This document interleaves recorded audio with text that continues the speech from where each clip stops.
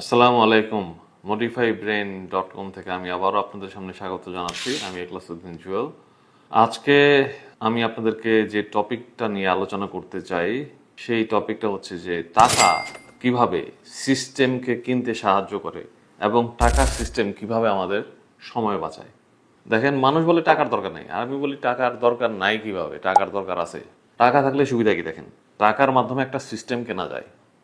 যেমন হচ্ছে আপনার কোম্পানিতে 10 জন লোক দরকার হবে, আপনি হিউম্যান রিসোর্স ডিপার্টমেন্ট রেখেছেন, হিউম্যান রিসোর্স ডিপার্টমেন্টে আপনি কাজ দিয়ে দিয়েছেন, ওরা হচ্ছে রিক্রুটিং প্রসেসটা সম্পন্ন করছে, 10 জন লোককে হায়ার করছে।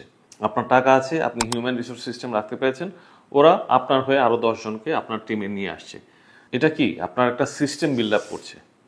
এই সিস্টেমটার জন্য আপনার কি হচ্ছে, সময় সেভ হচ্ছে। এই সময়টা হচ্ছে আপনার সবচেয়ে মূল্যবান অ্যাসেট বা সম্পদ। কারণ কি, সময় আপনি কোনোভাবেই ফেরত পাবেন না।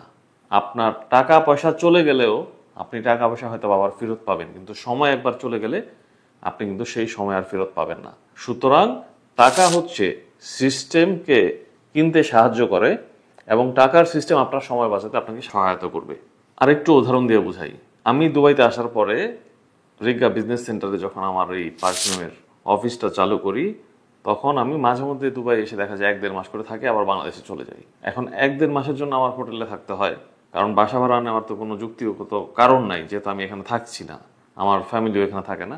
দেখা যায় যে আমি হোটেলে 1 মাস করে থাকি, তারপর আবার চলে যাই। এখন আমার কথা হচ্ছে যে আমি ভালো হোটেলে যদি থাকতে চাই তাহলে আমার অতিরিক্ত টাকা দিতে হবে হোটেলকে, স্বাভাবিক। এখন আমার হোটেল এমন একটা জায়গায় নিতে হবে যেখান থেকে আমার অফিসের দূরত্ব কাছাকাছি। তার মানে আমি যদি হোটেল থেকে অফিসে আসতে অনেক সময় লেগে যায়, তাহলে তো আমার সময়টা আমি সেভ করতে পারবো না। আর সময়টাই হচ্ছে সবচেয়ে মূল্যবান বিষয়। তাহলে আমার কি করতে হবে, আমার হোটেলের পাশে থাকতে হবে। এখন আমার হোটেলের পাশে হচ্ছে ইবিস আলরিকা আছে।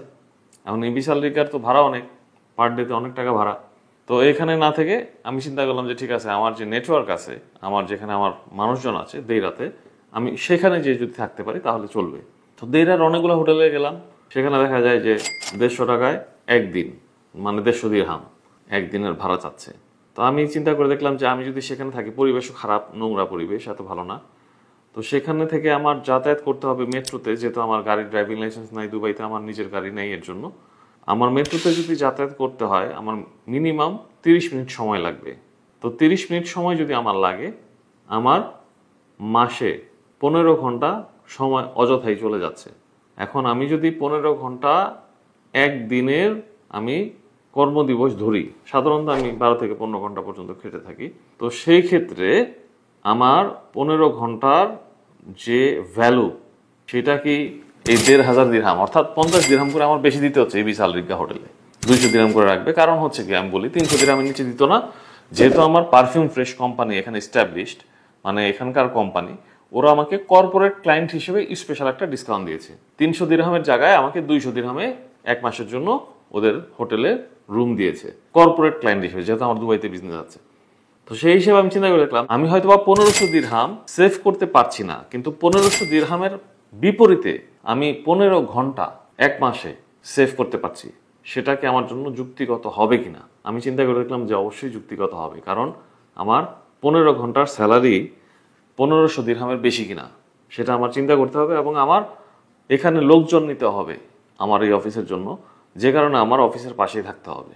তো মাঝে মধ্যে যদি আমার দেরিতে আমার নেটওয়ার্ক যেখানে আছে, আমার লোকজন যেখানে আমার পার্সেলগুলো নিয়ে যায় বা কাজ করে, পারচেস করে, ওরা হচ্ছে দেরিতে আছে, তাহলে ওদের সাথে আমার কমিউনিকেট করতে গেলে আমার মাঝে মধ্যে মেট্রোতে যেতে হবে ওদের কাছে। সেটা তো রেগুলার না, মাঝে মধ্যে যেতে হবে।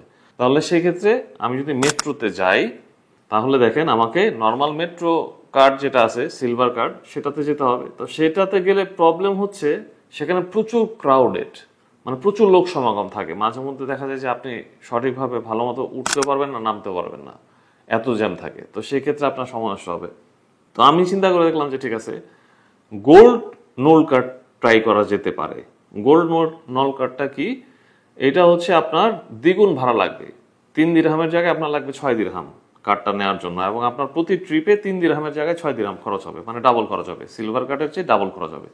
তো আমি বললাম যে ঠিক আছে, সমস্যা নাই, আমি গোল্ড কার্ড নেই, মাঝে মধ্যেই তো আমার যেতে হবে, তো এটা আমার যদি টাইম সেভ করে, ধরেন আমি যদি হুড়াহুড়ি করতে যে ট্রেনে উঠতেই না পারি, তাহলে তো আমার লাভ নেই আলটিমেটলি। তো আমি গোল্ড কার্ড নিলাম। গোল্ড কার্ড নেওয়ার পরে যে সুবিধাটা দেখলাম যে গোল্ড কেবিনে লোক সংখ্যা থাকে খুব কম, সেখানে চেয়ার থাকে, বসে যাওয়া যায়। সাধারণত মেট্রোতে আপনি যখন রাশের সময় উঠবেন, বসার কোনো প্রশ্নই ওঠে না, আপনি বসতেই পারবেন না, সব জায়গায় আপনার দাঁড়িয়ে যেতে হবে, কারণ সিট সব অলরেডি বুক থাকে। তো গোল্ড কার্ড নেওয়ার পরে দেখলাম যে সব জায়গায় যেখানেই যাবেন না কেন আপনি দুবাই শহরের মধ্যে আপনি চেয়ার পাবেন, বসে যেতে পারবেন, কারণ লোক সমাগম খুবই কম। দেখেন, এই জিনিসটা পরে আমার মাথায় আসলো যে টাকার আসল উদ্দেশ্যটা কি।